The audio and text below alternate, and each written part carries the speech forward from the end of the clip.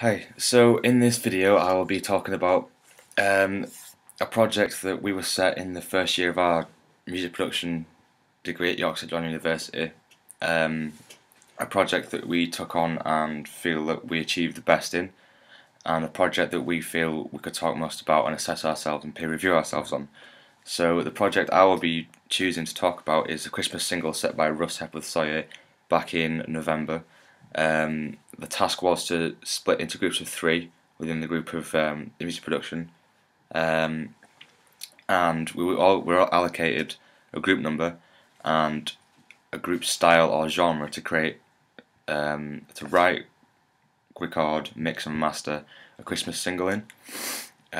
So, for example, it was all the styles were given in the style in the sort of same way as Christmas number ones have been in the past. So Girls Aloud, Bruce Springsteen, that sort of thing. So for example, Girls Aloud, you'd enhance your group and you'd sort of plan it out to be very poppy and girly as you would expect them to be. So you write in the style of them. Our group, which consisted of me, Tristan Clark, and Anthony Cochran, were allocated the style of Will Young, who is obviously very popular for his sort of very 80s retro poppy upbeat sort of style. He uses sort of programmed drums and stuff like that.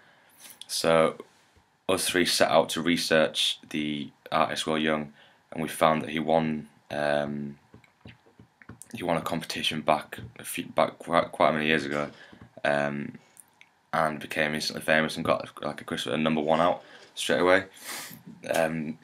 His style, he sounds very sort of pronounced, and he, like I say, his songs are very upbeat and poppy, and he uses sort of very 80s sort of style of music, which for some reason is modernised in his production and achieves to be sort of very modern production. It sounds very popular.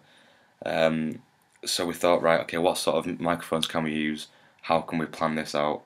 And how did the production team that Will Young used achieve this sort of goal?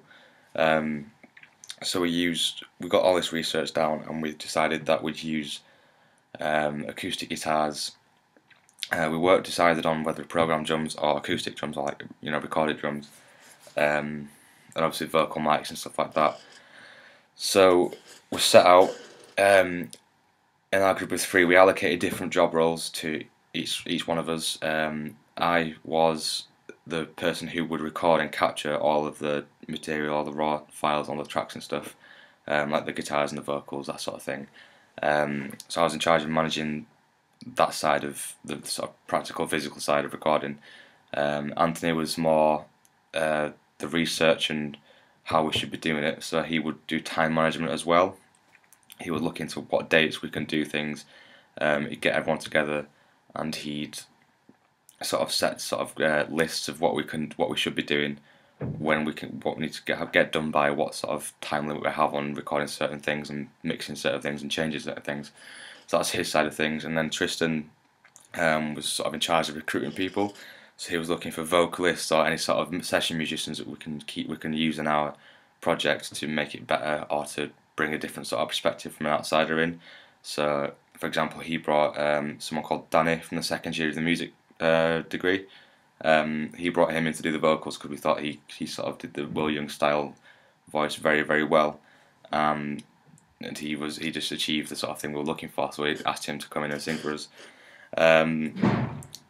Like using mics and stuff. Well, for example, there's technology to begin with. We used Pro Tools to record the whole thing.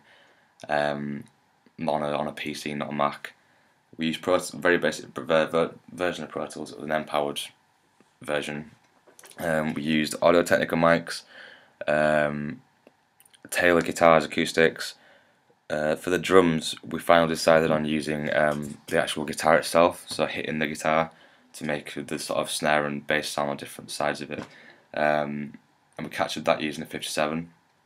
For the vocals, used the AT2020 with a pop shield, which worked really well because it's got a very sort of crisp, warm, sort of very weird tone to it, which we thought sort of suited Danny's voice very well, and Danny's voice obviously suited Will Young, so we thought those three steps made it a sort of ideal thing to use. Obviously we'll put Danny sort of right about 5 inches from the microphone, and got him to sing as loud as he could, sort of set the levels right.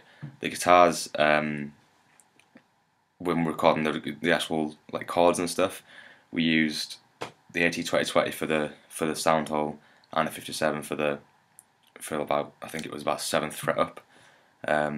We did that for the acoustic guitars. We used a Fender for some of the like higher bits and stuff like that. Plugged that straight into the system. For the bass, we used the same thing again for the acoustic guitar, but transposed it down, which sounded good. But in hindsight, looking back at it, it probably sounded too muddy. Because obviously it's the same guitar and the same tone, but just transposed down a lower, so it sounds a lower frequency and a lower note. It just sounds muddy and sort of collided in the bottom end, which is why our final mix sounded eventually sort of very clashy together in the bottom. It was very clarified altogether because the sound field for the guitars were very spacey and panned out and stuff, and reverb was used in quite a lot of things. But for the lower end, it was very sort of clashed because we use the same guitar and the same sort of instruments for that.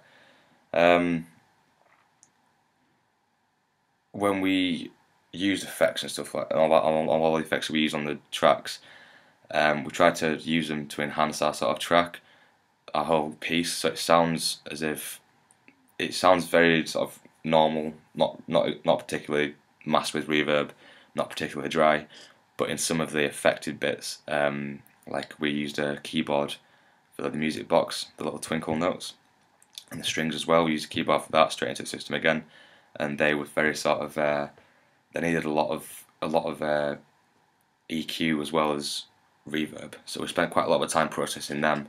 And obviously I think Tristan came over to sort of edit it with me.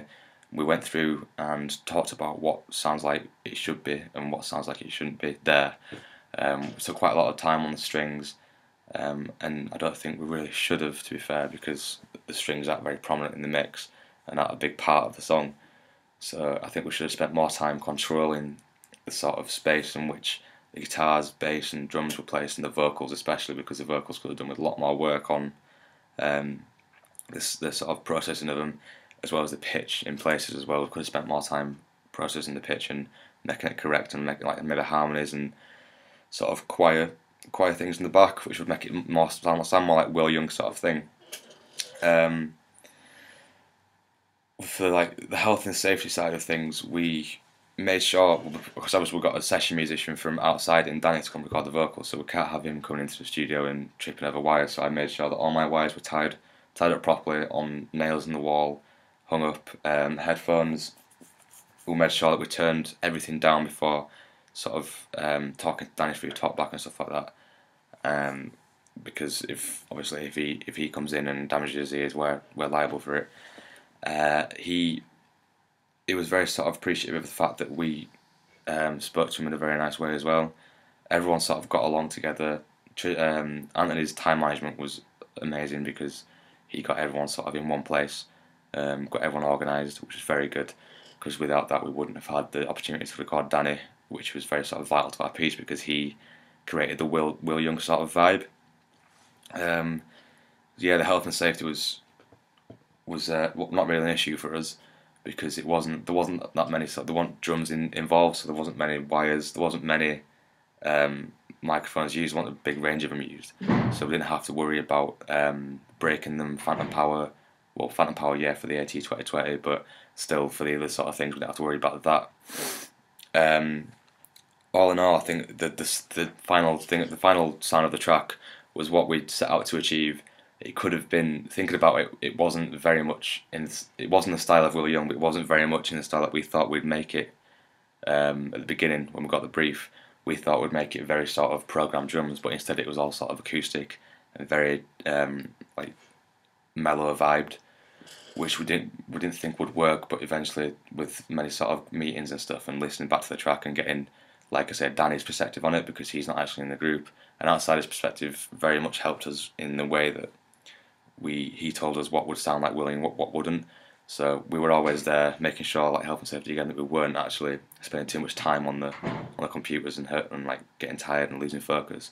We got him to sort of give us feedback, as well as in lessons we let people listen to our track and they gave feedback on what could be changed, such as like the bass is very sort of loud and boomy.